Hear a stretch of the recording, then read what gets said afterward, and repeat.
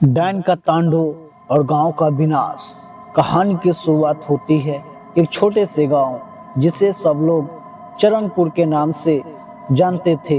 यह गांव अपने आप में साधारण था, लेकिन इसमें एक रहस्य छिपा था जिसे लोग जानने से कतराते थे। गांव के दक्षिणी छोर पर एक छोटा घना जंगल था जिसे कलवान कहा जाता था कि इस जंगल में एक शक्तिशाली डायन रहती थी जिसका नाम तारा था। उसकी आंखें लाल थी और उसके बाल बिखरी हुई काले बादलों की तरह थे। चरणपुर के लोग तारा का नाम सुनते ही कांप उठते थे। उन्होंने अपने बुजुर्गों से सुना था कि तारा ने 100 साल पहले गांव पर एक खौफनाक तांडव किया था। उसने गांव के कई लोगों को अपने जादू से मार डाला था और बाकी लोगों को अपने वश में कर लिया था, लेकिन किसी तरह एक अघोरी साधक ने तारा को अपने मंत्रों से जंगल में बंद कर दिया था। वर्षों तक सब कुछ शांत रहा, लेकिन एक रात सब बदल गया। गांव में एक नया व्यक्ति जिसका नाम अर्जुन था आया। अर्जुन एक साहसी युवक था और उसने सुना था कि चरणपुर में जंगल में एक खजाना छिपा हुआ है।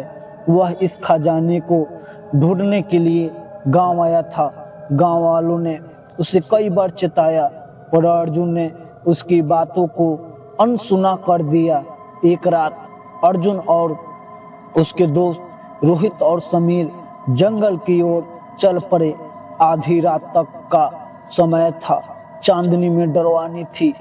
जंगल में घुसते ही उन्हें अजीब आवाजें सुनाई देने लगी।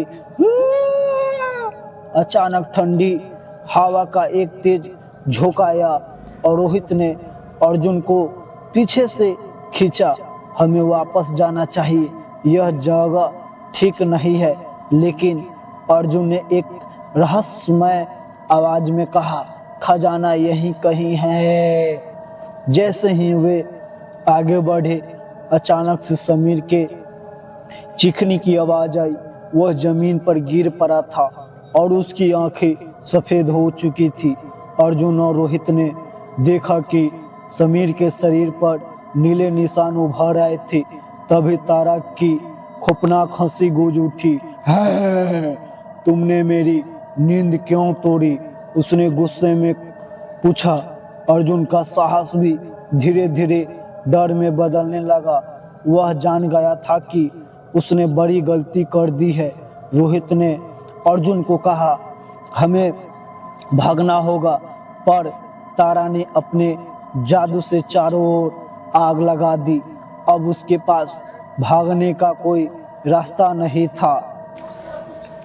तभी अर्जुन ने देखा कि उसके हाथ में वह पुरानी किताब थी जो उसने गांव के एक बूढ़े साधु से ले ली थी। उस किताब में तारा के बंदीकरण का मंत्र लिखा हुआ था। अर्जुन ने तुरंत मंत्र पढ़ना शुरू किया। तारा ने अपनी चीखों से जंगल को हिला दिया। उसकी शक्ति कम होने लगी, लेकिन उसने अपनी आखिरी कोशिश में अर्जुन पर एक घातक हमला किया। अर्जुन जमीन पर गिर पड़ा और उसकी आंखें धीरे धीरे बंद होने लगी। रोहित ने हिम्मत जुटाई और किताब से आखिरी मंत्र पढ़ दिया। अचानक से एक तेज रोशनी हुई और तारा की चीखें थम गई। जंगल शांत हो गया। अर्जुन ने धीरे से अपनी आंखों खोली। उसकी जान बच गई थी। गांव वालों ने अगले दिन सुबह देखा कि जंगल की तरफ से धुआं उठ रहा था। जब वे वहां पहुंचा तो उन्होंने अर्जुन और रोहित को जीवित पाया। गांव वालों ने उन दोनों की बहादुरी की सराहना की। जंगल अब तारा के जादू से मुक्त हो चुका था।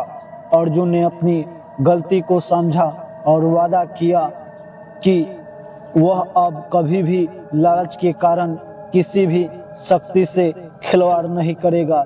इस घटना के बाद गांव में फिर कभी तारा का तांडव नहीं हुआ और गांव में सुख शांति लौट आई।